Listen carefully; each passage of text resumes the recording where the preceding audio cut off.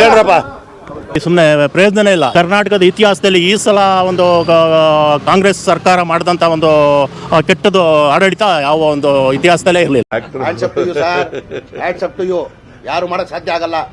ಕಾಂಗ್ರೆಸ್ ಆಡಳಿತ ಹೆಂಗನಿಸ್ತಾ ಇದೆ ಅಂದರೆ, ಸಾಹುಕಾರದು ಮಧ್ಯಮ ವರ್ಗದವರೆಗೂ ಕಿತ್ತಿ ಬಡವರು ಕೊಟ್ಕೊಂಡವರು ನಾವು ಒಂದು ವರ್ಷದಿಂದ ಒಳ್ಳೊಳ್ಳೆ ಕೆಲಸ ಮಾಡ್ತಾ ಇದ್ದೀವಿ, 5 ಯೋಜನೆಗಳು ಕೊಡ್ತಾ ಇದ್ದೀವಿ ಅಂತ ಹೇಳ್ತಾ ಇದ್ದಾರೆ. ಈಗ ನಾವು ಅಧಿಕಾರಕ್ಕೆ ಬಂದಿರುವಾಗ ಬರಗಾಲ ಬಂದಿದೆ ಕರ್ನಾಟಕದಲ್ಲಿ. Congratulation brother. ಅಬ್ಬಬ್ಬಬ್ಬ ಲ್ಯಾಟ್ರಿ. ಕರೆಂಟ್ ಬಿಲ್ಲು 4,000 ರೂಪಾಯಿ ಬರ್ತಾಯಿತ್ತು, ಇವಾಗ 7 ರೂಪಾಯಿ ಮಾಡಿದ್ದಾರೆ. ನಮ್ಮಂತೇರು ದುಡ್ಡು ಹೋಯ್ತು. ಡ್ರಿಂಕ್ಸು ಒಂದು ಬಾಟ್ಲಿಗೆ ಮಿನಿಮಮ್ 100 ರೂಪಾಯಿಗೆ 40 ರೂಪಾಯಿ ಜಾಸ್ತಿ ಮಾಡಿದ್ದಾರೆ, ಅಲ್ಲಿ ದುಡ್ಡು ಹೋಯ್ತು. ಮತ್ತು ನಾನು ಇರಬೇಕೋ ಬೇಡ,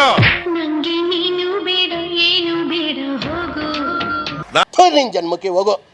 ಮತ್ತೆ ರಸ್ತೆಗಳೆಲ್ಲನೂ ಎಲ್ಲ ಕಿತ್ತಿ ಹೋಗಿದ್ದಾವೆ. ಎಲ್ಲೂ ಒಂದು ಪ್ಯಾಚ್ ಹಾಕೋಕ್ಕಷ್ಟು ಕಾಸಿಲ್ಲ ಅವ್ರ ಹತ್ರ, ಕಾಂಗ್ರೆಸ್ ಅವ್ರ ಹತ್ರ. ಆಮೇಲೆ ಇವೆಲ್ಲನೂ ಮುಚ್ಚಾಕ್ಲಿ ಅಂತ ಸುಮ್ಮನೆ ಪೆನ್ ಡ್ರೈವ್ನ ಅವರೇ ಬಿಟ್ಟರು, ಅವರೇ ಹಾಳು ಮಾಡ್ಕೊಂಡ್ರು. ಬೇರೆ 1 ಲಕ್ಷ ವರ್ಷಕ್ಕೆ 1 ಲಕ್ಷ. ಅಯ್ಯೋ ದೇವ, ಈಗ ನಾವು ಕೊಡೋದು ವರ್ಷಕ್ಕೆ 24,000.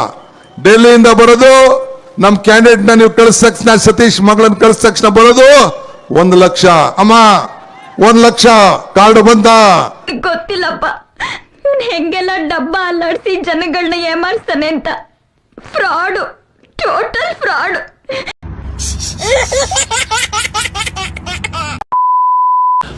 ಶ್ರೀಮಂತರದ್ದು ದುಡ್ಡೆಲ್ಲ ಕಿತ್ತಿ ಬಡವ್ರಿಗೆ ಅಂತ ಇದ್ದಾರೆ. ಬಡವರು ಏನೋ ಖುಷಿ ಪಟ್ಕೊಂಡು ಬರ್ತಾ ಇದೆ ಅಂದ್ರೆ ಅವ್ರಿಗೆ ಎಲ್ಲಿಂದ ಬರ್ತಾ ಇದೆ, ದೇಶ ಹಾಳಾಗೋಯ್ತಾ ಇದೆ, ರಾಜ್ಯ ಹಾಳಾಗೋಯ್ತಾ ಇದೆ ಅಂತ ಅವ್ರಿಗೇನು ಪಾಪ ತಿಳುವಳಿಕೆ ಇಲ್ಲ. ಪಾಪ ಶಾಕ್ ಆಯ್ತದು ಅಂತ ಅಂದ್ರೆ ನನಗೆ ನಂಬೋಕೆ ಆಗ್ತಾ ಇಲ್ಲ. ಶೇಕ್ ಆಗ್ಬಿಟ್ಟೆ ನಾನು. ಅವ್ರಿಗೇನು ಫ್ರೀ ಭಾಗ್ಯ ಕೊಡ್ಲಿ ಬಿಡು ಅಂದ್ಬಿಟ್ಟು ಕೆಲವರು ಜೈ ಅಂತ ಇದ್ದಾರೆ, ಒಂದು 10-15% ಜನ. ಮಿಕ್ಕವರೆಲ್ಲ ಒಂದು 85% ಜನ ಈ ಸರ್ಕಾರಕ್ಕೆ ಶಾಪ ಆಗ್ತಾ ಇದ್ದಾರೆ.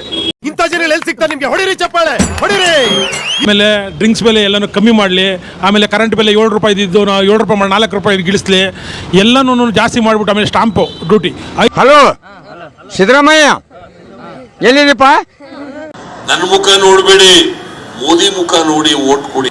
ನನ್ನ ಮುಖ ನೋಡಬೇಡಿ, ಮೋದಿ ಮುಖ ನೋಡಿ ಓಟ್ ಕೊಡಿ. ದುಡ್ಡೇನ್ ಸ್ವಾಮಿ ತಲೆ ಹಿಡ್ಕೊಂಡು ಸಂಪಾದನೆ ಮಾಡ್ತಾರೆ. ಜನರನ್ನ ಜಾಗೃತರನ್ನಾಗಿ ಮಾಡೋದು ಅದೇ ನಮ್ಮ ಉದ್ದೇಶ.